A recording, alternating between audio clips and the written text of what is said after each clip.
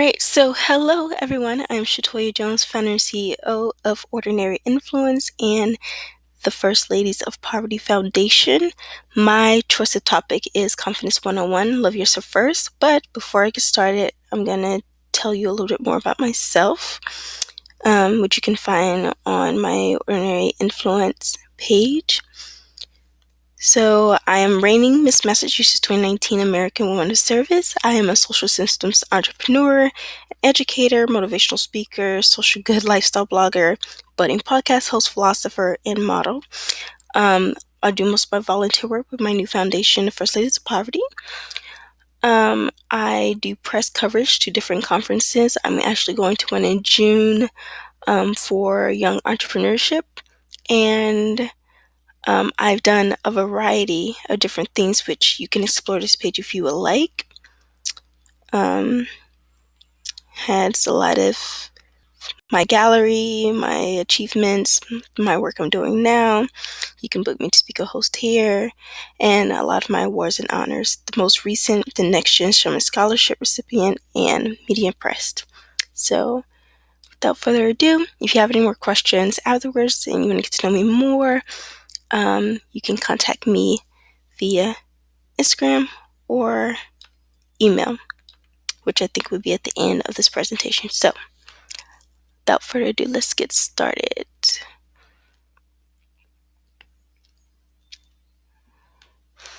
Confidence 101. Love yourself first. So, with confidence and body positivity tends to assume a certain level of confidence. And in order to have confidence, you need to start with yourself. Love yourself. If you're trying to find confidence in anywhere else outside of yourself, you're going to be forever looking, because beauty standards change. Attraction is subjective. People are attracted to different things. It doesn't necessarily mean you're not attractive. If someone is not attracted to you, it just means you're not what they are attracted to themselves, which doesn't make you any less attractive. But all of that mindset starts with loving yourself first, which is why I chose this topic. I think that is the fundamental basic of confidence. So what is confidence?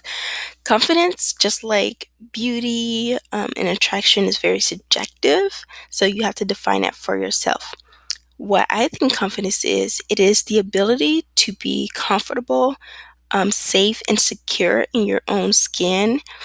And I mean that literally and metaphorically. So I am a woman of African descent. So confidence for me would be being comfortable, secure, loving on my own skin tone, my own hair type, my own culture, like where I come from, how I speak, what I enjoy, the foods I enjoy, the all the things that I enjoy that makes me me.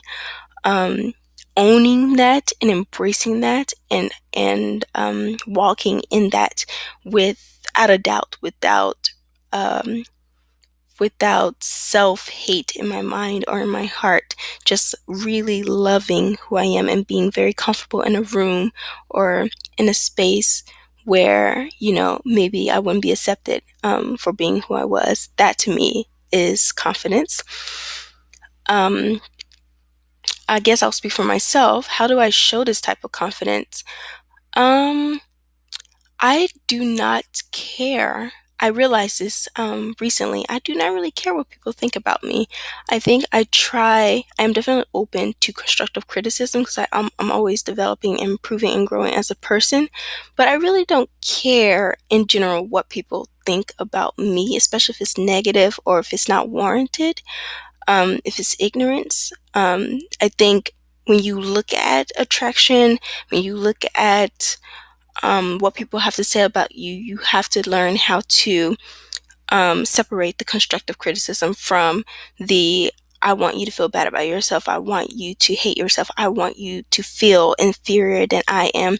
I think those are two separate things. And I've learned how to separate constructive feedback, meaning how to improve my character, which automatically, in my opinion, shows my beauty. I think character is equated to beauty. That's just my opinion. versus people who are just talking about my physicality, which is very subjective. Like someone who hates my hair, there's going to be someone who loves it. So loving myself first and just being open and nourishing those who love me as well. So confidence for me, owning my own heritage, my culture, my skin, my everything, even the good, the bad, and the ugly, and whatever I don't like, making that change. But hopefully, you're not changing something just because of what others think, but what you think of yourself. So where can you find this confidence? Just like you have to get that confidence by loving yourself first, you find that confidence within yourself.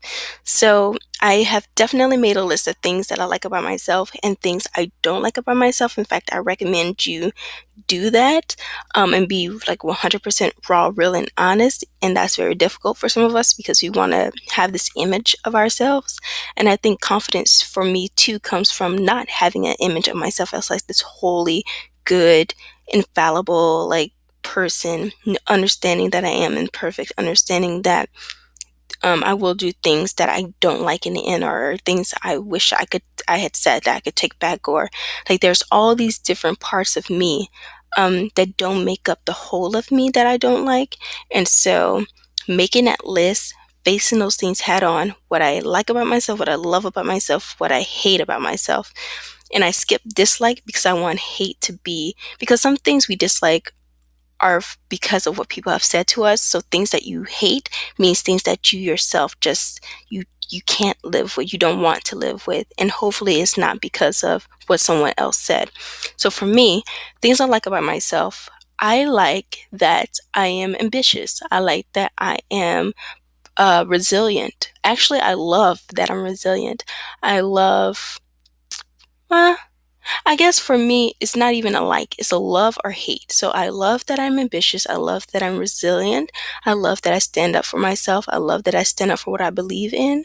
I love that I'm very confident in who I am and who I want to be in my process, in my journey of growth. I love that I love learning and I'm willing to learn. I love that I love my compassion for others, but I also love my ability to create a distance when necessary. So, not allowing people to walk over me or take advantage of me.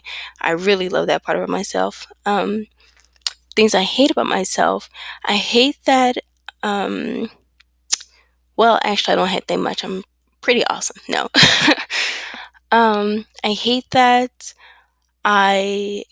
sometimes I have a little patience with foolishness. I hate that if I see foolishness or if I see ignorance or something, like I have an instant reaction internally that's fire. It's like a fairy wrath that just comes up. And I hate that sometimes it's hard to control that. I hate that when someone else is wronged, like I have a desire to step in and do something about it, even if it's not my place to do so. Um, I hate that. Oh, I hate that I feel the need to be super independent all the time, because that can get very taxing and exhausting. Um, I hate that I'm very good with words sometimes because I can really, if I wanted to, and I did this when I was younger, when I wanted to, I could just silence you or cut you with my words or a look. Um, I think I put a lot of my energy and I try to channel my energy into the words I speak, into how I carry myself. And I can definitely control a situation. And sometimes that's good, and a lot of times it can be bad. So I hate that when I use it to instill like a barrier between me or someone else. I hate that I can do that so easily. Um, And yeah, so those are some things I love and hate about myself. And so the hate side, I'm like, okay, now here's what I hate.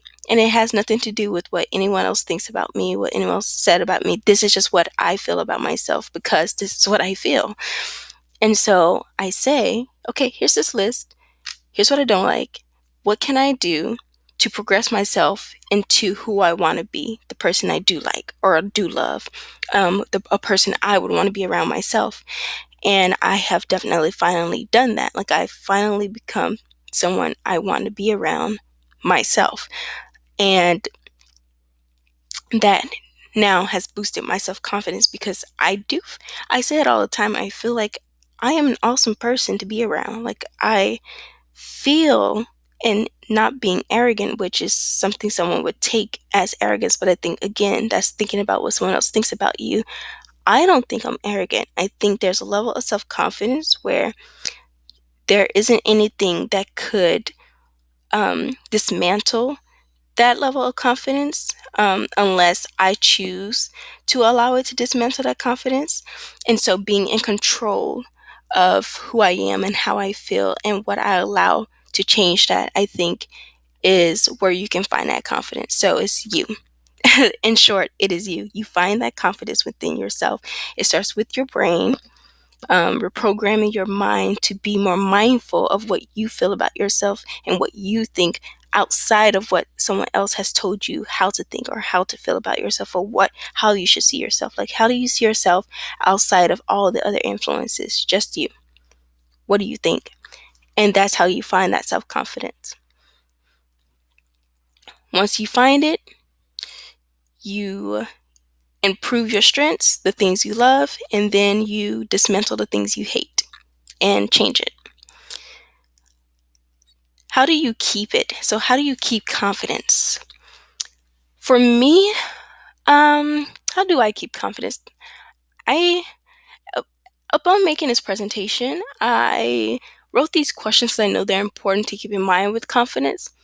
But keeping confidence for me, I suppose it's just not allowing what people think. I don't take it personally. I consider it, and I'm like, am I that way?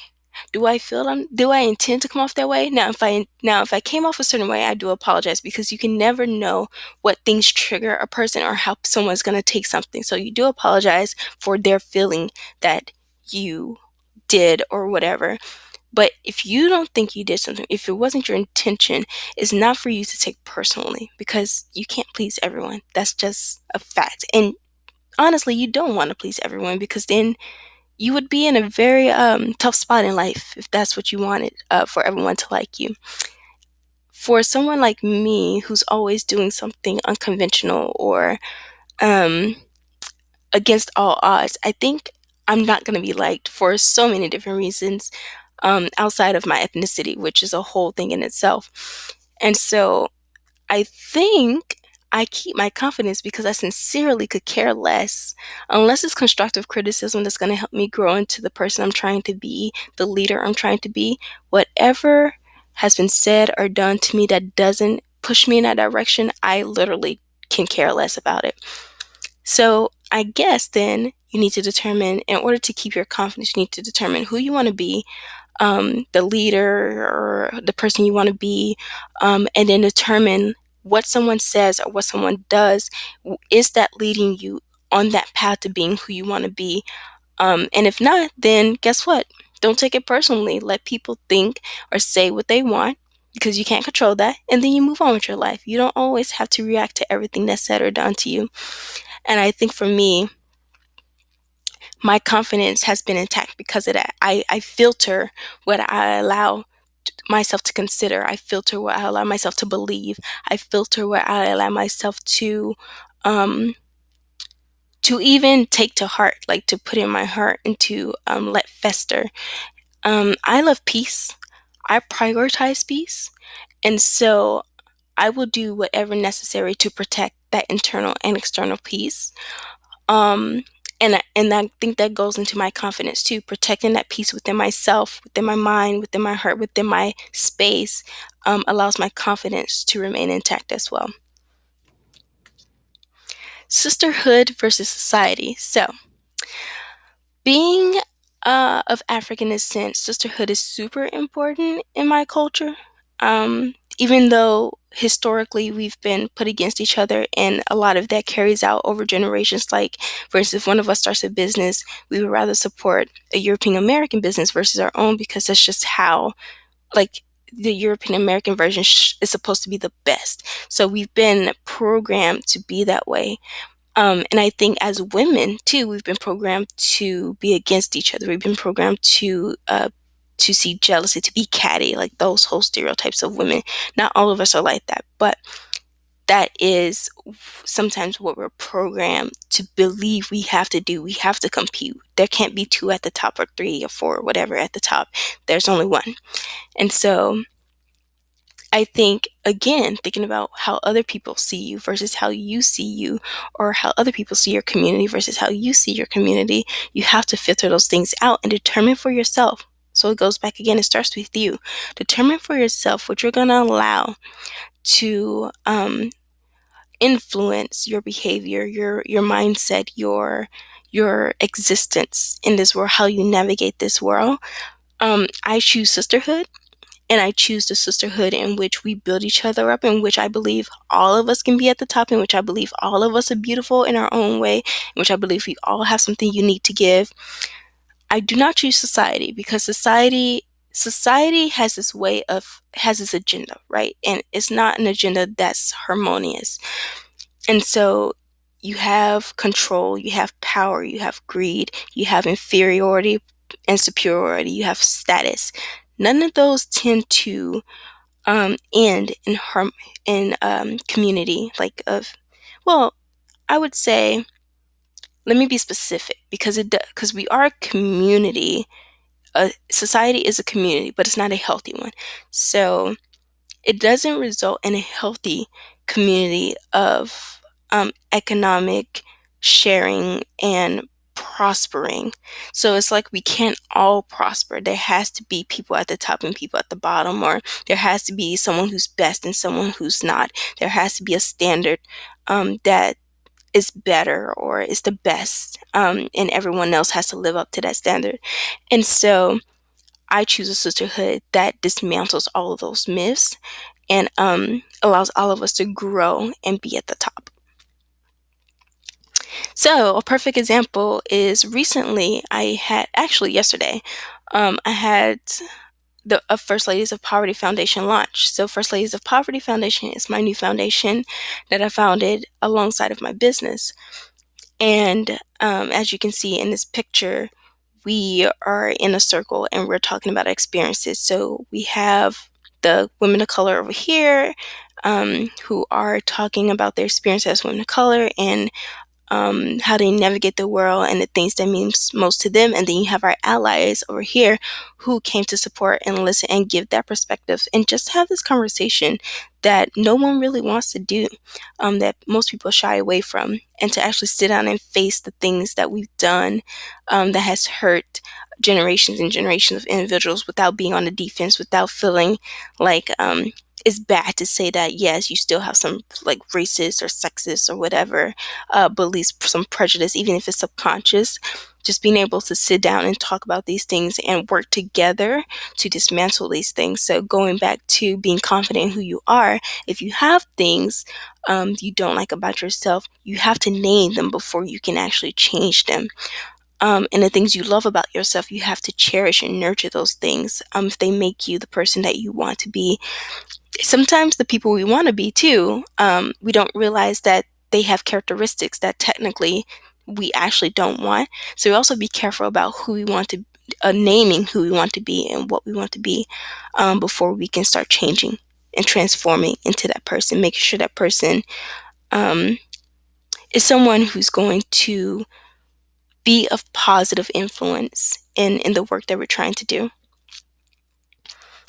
Embracing mortality. So this is a huge one. And I think a lot of confidence in body positive things, like the issues that comes with those two subjects, is because we don't embrace our mortality. We don't embrace our flaws. We don't embrace our blemishes. We don't embrace our scars and our tissues, but those scars and things have made us who we are. And I think that a lot of confidence for me stems from embracing the fact that I am mortal. I do realize that someday I'm gonna die. And I love this quote. It says, "Everyone wants to go to heaven, but no one wants to die." And that's metaphorically speaking and literally speaking. So if you do believe in heaven, like literal heaven, like the divine heaven, then generally speaking, you have to die in order to go to heaven, no? Um, so, metaphorically speaking, you have to die yourself. You have to die to yourself. You have to kill a lot of things that are toxic to yourself. We can be our own worst enemy sometimes. So, we have to kill those toxic mindsets. We have to kill those toxic voices. We have to kill those toxic people in our lives in order to find who we are and nurture who we are, and then change the things we don't like so that we can be the person that we want to be.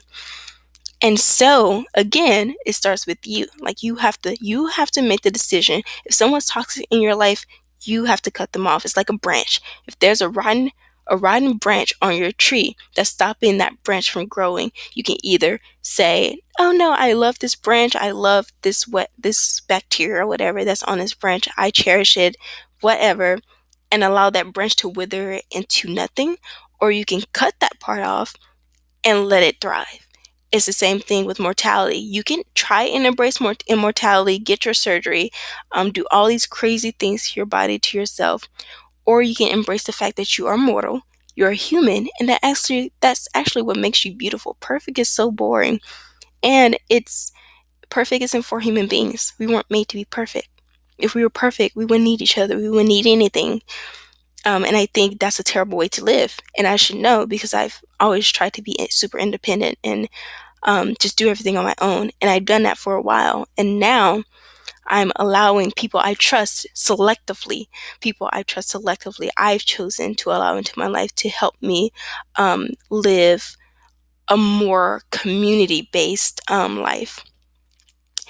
And so it goes back to you. Who are you choosing to be a part of your tree, your personal human tree as a person? Who are you choosing to allow influence you and grow into someone? Like, who are you allowing? What are you allowing to influence? What mindsets? What values? What beliefs? What are some things people have said to you or done to you that you're allowing to influence how you navigate the world, how you see the world? Maybe you should, or I would suggest that you go through those things and determine for yourself which you want to keep, which you want to dismantle, so that you can transform into that beautiful, very unique, because there's no one else like you. So again, embracing your mortality. What, and how do you want to transform into your unique flower that you are? So, with that being said, here's your to-do list. I made a to-do list so that y'all can get started embracing who you are, making those appropriate changes, including your beliefs, your mindset, the people in your life, just making those changes so that you can become the person, like you can become an expert in confidence 101, basically. So, number one, make a list of things you like about yourself. Number two, make a list of things you do not like or hate. I would actually go as far to say make a list of things you love about yourself and make a list of things you hate about yourself. Put a star next to the things you do not like the most, because some flaws don't need to be changed or removed. For instance, if you're like, "Oh, I have a pimple on my leg and I don't like it." Okay. If it's like a birthmark or something, I'm not sure. I mean, that's part of you and is what makes you you. But, if you hate it that much, then, that's your prerogative. But when I say things you hate most, I really want to talk about character. Like, for me, confidence comes from my character and being secure in my character, my integrity, and things like that. Not necessarily my physical, because I believe once you have a very positive character about you, the beauty just naturally comes out physically. And so, hopefully, when you're making this list, I do recommend you focus on character, not the physical. And the last thing is to create a daily plan of action.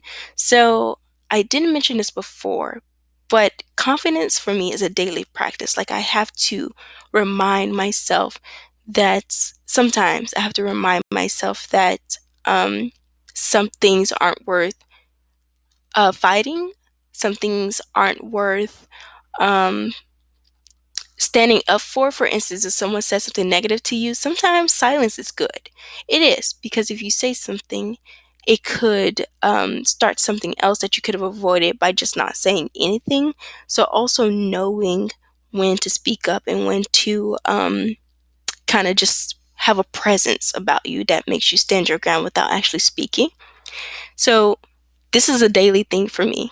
I practice this daily with myself. I remind myself of the things I want to change. I remind myself of the things I love. I remind myself I'm human. So the last thing you should do, I recommend you do, is create a daily plan of action to become the person you would love to be. You're not that person right now. Perhaps you're not that person right now, but that's right now. A lot can happen in 24 hours. You're not going to transform overnight. That's not what I'm saying. But a very beautiful, positive transformation can happen overnight. And daily, if you do this daily, in a few years, you're going to see, even a year actually, you're going to see so much change if you practice your plan of action daily so that you can hopefully become happy, healthy, and fulfilled in your confidence as an individual. And as I mentioned before, the power of character. Character is going to be your beauty maker. You want confidence, you want body positivity, you want beauty. Build your character. Build your character. Character is what's going, your personality, your character, how you treat other people, how you talk to other people, how you communicate with other people, how you move through the world, what your priorities are as an individual. Those things are going to make you beautiful. And once you do that, hopefully you start to want to be healthy.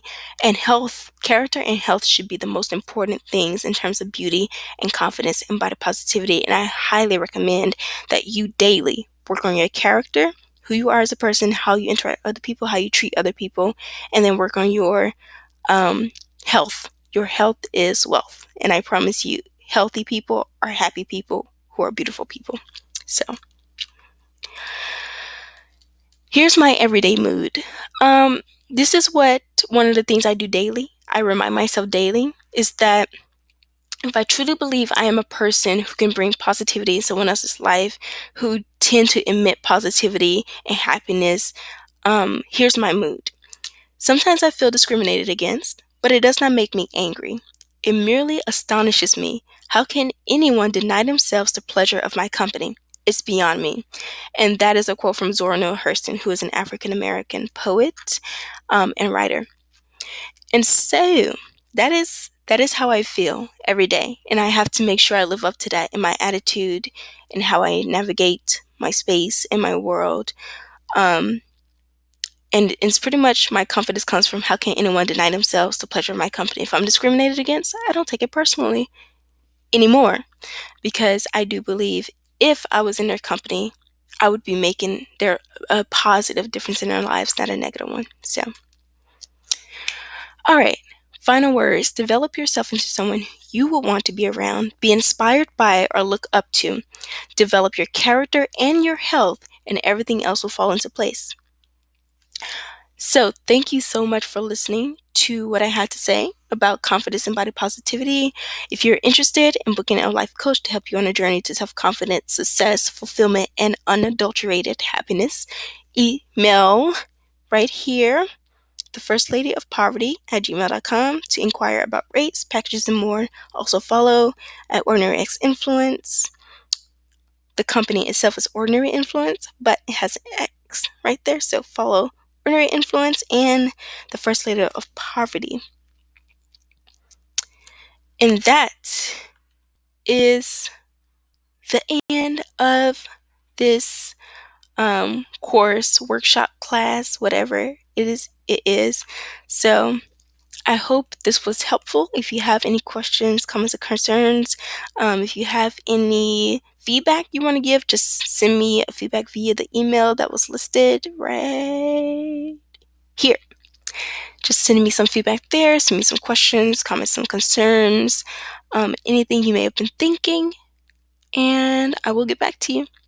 And enjoy the rest of this body confidence, body positivity, and confidence week. And I hope it is as enriching as for you as it is for me.